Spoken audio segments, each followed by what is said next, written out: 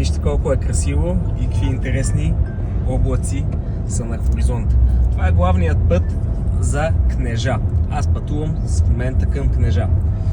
Но ви правя това видео не за да ви покажа пътя, а за да ви кажа откъде съм започнал с интересът ми към недвижими имоти. Баща ми, той е от село Долни Луковит, по-точно неговият баща е роден там. Аз също, това ми е моето родно село, ако може така да се каже. Дядо ми беше първият предприемач, който се занимаваше с недвижими имоти. Дядо ми имаше 2 къщи. Дори на едната къща, отстрани до която живееше, купи и вторият двор.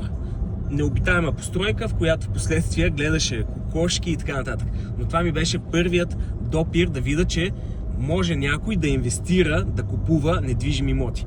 Да, този парцел реално не се продаде, но го използваше за да отглежда култури, да гледа различни видове стока, животни, с които да ни дава на нас през седмицата какво да ядем. Просто годините бяха такива, че нямаше много хранителни магазини, а и моите родители не са имали кой знае какви възможности. Все пак бяха държавни служители, а тогава работните им заплати съвсем не бяха това, което са днес.